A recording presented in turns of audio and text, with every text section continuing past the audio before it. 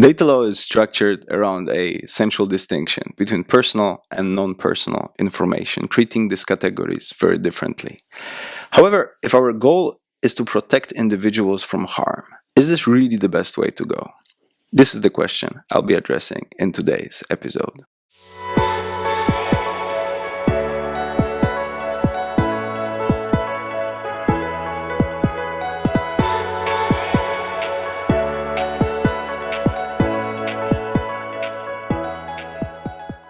Hello everyone and welcome to the first episode of PLD Thoughts, a program created to help disseminate the results of Private Law of Data project generously funded by Norway Grants. In each episode we'll look at the different texts generated by the project, starting today with Harmed While Anonymous, an article published last year by Technology and Regulation. In general, I encourage you to read all the texts we have prepared, available all in open access at datalaw.project.uj.edu.pl/publications. Okay, let's get to it. As I mentioned at the beginning of the video, data law, meaning the totality of norms governing who might use what information in what context, is structured around this distinction between personal and non-personal data. And the law treats these two categories very differently. Collection, usage, sharing, in general, processing of personal information is seen as, in principle, suspicious and therefore regulated. That is where GDPR applies with all its principles, right? One should not use more data than necessary to fulfill a purpose. One should not use data to pursue purposes incompatible with the reason why they were collected. There needs to be a legal basis, like consent. Data must be kept secret. Individuals have rights over this data, etc., etc. When it comes to non-personal data, the principles are, in fact, the opposite. Dating many decades back to the first laws on information obligations, laws governing capital markets, there is this assumption that in a market economy, in a liberal economy, the more data we have, the better. And so both these old instruments as well as new instruments like Data Act, Data Governance Act, make it easier to share data, which can be used, to train AI, to optimize purposes, etc. Non-personal data processing is seen as, in principle, good and encouraged. And the principles could be summed up as data maximization, freedom of use. We explicitly do not grant property rights over information, access, public good, etc., etc. And so the underlying assumption behind these policy choices is that when it comes to processing of personal data, corporations, controllers processing personal data might benefit from it, but there's an inherent risk of harm for individuals whom data concerns. That's why it needs to be regulated. However, when it comes to non-personal data processing, even though, yes, corporations who use it benefit from it, but also society benefits from it through higher efficiency, more innovation, and there can be no harms to individuals, right? That's why we leave it not only not regulated, but we actually encourage using of non-personal data. And the claim of the article and of this short video is that this is slightly more complicated. Just a note on the concepts, because they might be slightly counterintuitive to some. GDPR understands personal data as any information relating to an identified or an identifiable individual, natural person. Meaning not only information about a human, like Przemek Pałka's security number is 1234, but also information that can be in any way linked to an identifiable individual, like Przemek walked yesterday home and it was raining. In that sentence, it was raining is an instant of personal information under the GDPR. On the other hand, non-personal information is everything else, right? Information that is anonymized, if it is fully anonymized, if it can't be linked back to an individual, which, might be technically possible, but is logically not. And statistical information is also non-personal information, right? That is where GDPR does not apply. And that is where we encourage collection and usage of data. Why? Well, both because there are social goals to be advanced, but also corporations want to do it because there's a lot of money potentially to be made. Now, how do companies make money of data? simple application is, for example, direct marketing. I'm sure you receive a lot of emails, unfortunately also a lot of calls from people wanting to sell you something, right? So that is using your contact information, which we might think of intuitively as private information, but also data can be used for many other reasons, right? If a supermarket decides where to put chips, where to put drinks, where to put ice cream, it can look at what people are buying with what and sort of design it in such a way based on data that optimizes for sales. We can optimize various processes, problem detection, etc., etc. We can use data to train artificial intelligence algorithms, what is very, trendy subject right now. But the central critical use of data online is advertising. Corporations like Meta, parent company of Facebook or Instagram, TikTok, Google, X, formerly Twitter, make money by showing ads. And this process is largely data-driven. Data is used both to decide whom to show what ad and when, but also to increase the number of ads one sees. So if one thinks about using data for ad delivery, the mechanics of the system are actually quite complicated. When you enter a website and you see an ad, what happened in this couple of milliseconds is various algorithms are essentially participating in an auction for that one place, what ad to show you, and the one that wins uses the data that it has, the data it has about you, about millions of others, to decide what ad to display. And importantly, it's not just data about you, about one particular person, but data about millions of other people that is valuable, right? We might sometimes see an ad that is just based on our behavior, the fact that we often see ads of something we have just bought for a month. That is one way to do it. However, another way to do it is to look at information that in itself might not seem like it's saying much. For example, what music one listens to, what food one orders, but it actually correlates with a lot of other information with which one can see only when one looks at data through the context of the so-called big data, is data about millions of other people. And so on the one hand, what ad to show whom in what context is where data comes into play. The other use case is when we try to increase the number of ads seen, we can use information to analyze what content makes one come back to the platform, what content makes one scroll more. And those are all statistical operations, right, which are used based on analysis of data collected about one person seen in the context of millions of others. And so in this system, there are two incentives that platforms act upon.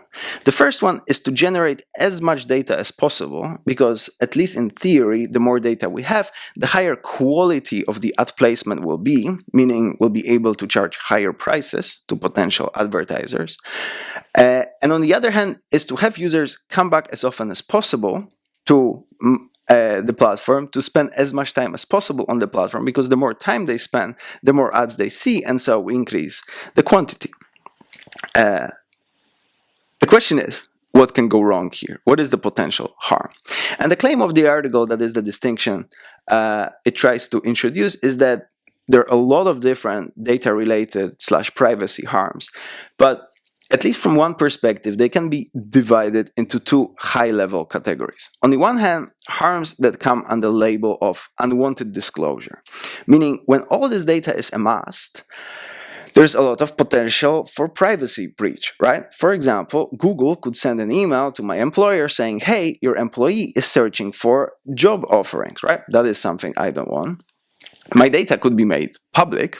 Facebook could post online all the posts I wrote and then decided not to post. But there can also be an unwanted disclosure, right? There can be a data leak or data hack, which through negligence, insecurity, can lead to unwanted dissemination of private information.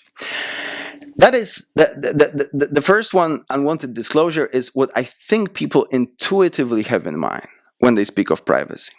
However, there is a second high-level category of harms, and that is the category of detrimental use. Meaning, as we talked, data is used to do a lot of things, decide what ads to show you, what content to show in a news feed, and it can be used to, say, influence people's preferences or purchasing behavior, right? This might be very good marketing, this might be manipulation. Data can be used to hook users onto the app, right? What we speak about when we say, I'm addicted to Facebook, to TikTok, whatever, right? Those are algorithms that are supposed to have us spend as much time as possible, which are data-driven. There can be bad in the broad sense of the word personalization, which can lead to discrimination, which can lead to echo chambers, etc., etc. And so if we stay with these two high-level categories of crimes, that is, harms, disclosing personal data when someone does not want the data to be disclosed, or using personal data, using data to somewhat influence someone's behavior, we can see that the incentives of corporations and users in the first case are aligned, and in the second one are misaligned. Because if you think about it for a second, given how much information is collected about all of us, we actually live in a world of quite a lot of privacy if how we understand privacy is lack of unwanted disclosure, right?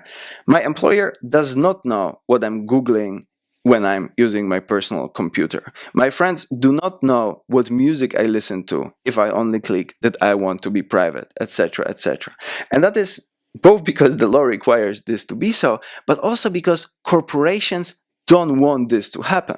Users don't want information about them to be made public, and corporations don't want to make it public, because once that happens, users will be hesitant to actually use their service, right? One of the reasons why I keep using Amazon, Google, Facebook, etc. is because I know that only the information I choose to make public will be made public.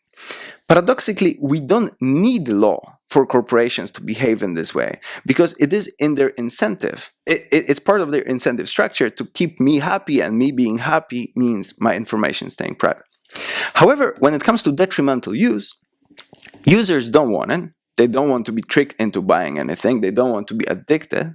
But corporations do want it because it's good for their business. Remember, more time spent, more data generated means better ads, and more ads seen means more money. And so here, the incentives are misaligned, and we need law to step in.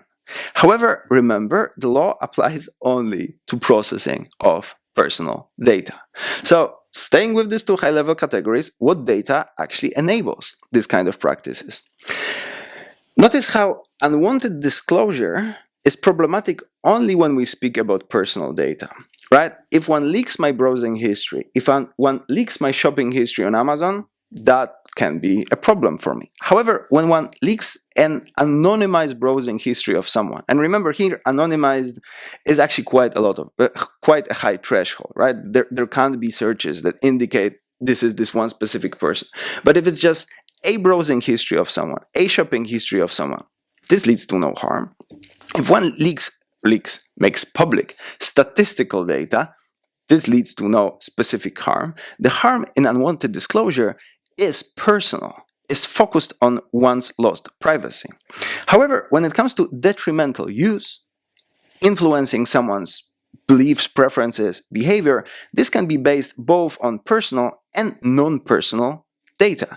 Ad delivery, content personalization, remember, are based on high-level statistical analysis, on probabilistic analysis. And the companies really do not care if the ad they show to Przemek Pałka or just some random number, as long as these processes are optimized. Paradoxically, as long as I keep coming back, clicking on the ads, I can be perfectly anonymous and unknown as far as Google, TikTok, Facebook cares, etc. Now, in a lot of those apps, platforms, I am logged in, right? Like they must see who I am. But imagine a theoretical model in which, a thought experiment, if you will, Meta splits into two companies. One that is tasked with providing the service of Facebook, Instagram, etc. Another that is tasked with personalization of content, of ads, etc., etc. We could imagine the first company collecting data about my behavior, immediately anonymizing it, sending it to the other company, and then whenever there is a decision about an ad to be shown to me or content personalization on my newsfeed, it can only say, hey, look, I have this user, follows these websites, clicks on this like and on this sad, what ads should I show them? The entire analysis of how these features that I have correlate with other features of millions of other people can be performed on purely statistical data by that other company, who sends the decision to the former one. And so the only time that personal data is processed is at the very beginning, when it's being anonymized, and at the very end, when particular ad, particular content is shown to me. That is 99% of knowledge generation, analysis, etc., can happen on statistical, non-personal, or anonymized data. One actually does not need Meta to split into two companies. It can do it all internally by creating, good enough security measures. And even though technically speaking, this is very difficult, it is not technically impossible. And given that GDPR applies to processing of personal data, while non-personal data is essentially unregulated, there is an incentive for corporations to develop such technical systems. And such technical systems, from the unwanted disclosure point of view, would be close to a dream come true, right? We have only as little personal data as absolutely necessary. But from the detrimental use point of view, that does not solve problem at all, right? So we are currently in 2024 in a world in which, on the one hand, unwanted disclosure, which can happen only with personal data, is where incentives are aligned. And so potentially processing is slightly over-regulated, right? Because the companies, whenever they collect some information, need to, put all the pop-ups, users need to consent, etc., etc. It costs a lot of money because GDPR applies. Well, with detrimental use, the GDPR applies to some portions, but does not apply to all the processing of non-personal data. And here, where the incentives are misaligned, the phenomenon might be largely under-regulated, right? Because GDPR applies sometimes, but does not apply to all those non-personal data processing. And so we have a problem. The solution suggested by the article is twofold. First, on the conceptual level, the article proposes an introduction of a concept of data about humans. That is, going beyond the rigid personal, non-personal distinction, where data about humans would be both personal data and data that is non-personal under the GDPR, but can be used to learn something or influence behavior of humans, right? So it would include anonymized and statistical data. And this is to sort of disrupt, almost on a conceptual mind level, this assumption that personal data processing inherently suspicious, bad, and non-personal data processing inherently unsuspicious and good. And on the regulatory level, the claim is by no means actually to the contrary, that we need to broaden the scope of the GDPR to data about humans, nor is it that we need one new horizontal omnibus regulation that the EU recently loves to pass as like data about humans regulation. The claim is that because the uses of non-personal but about humans data are different, because harms that can come from it are very different, the responses are different. But what is crucial is the change in this assumption, right? The claim of the article is that we should, instead of focusing on regulating of processing in general, we should focus on specific use cases, right? Look at the problem of manipulation through consumer law.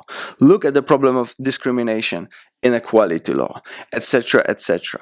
And while doing so, remember that it's not just processing of personal data, but processing of data about humans that can be problematic. We should not make this jump from saying, oh, there's no personal data involved, to, oh, there is no risk, just like we should not be making a jump that whenever personal data is involved, this is inherently risky. Okay, that is about it. I once again encourage you to read the article available in open access, and to check out all the other publications of the project at our website. And once again, the research leading to these results has received funding from Norwegian Financial Mechanism, project number on the screen, and we're really, truly, extremely grateful to Norway for sponsoring it. So, tack Norge, and thank you everyone for watching. Please leave a comment if you have any thoughts, critique, suggestions, and I'll see you in the next episode of PLD Thoughts.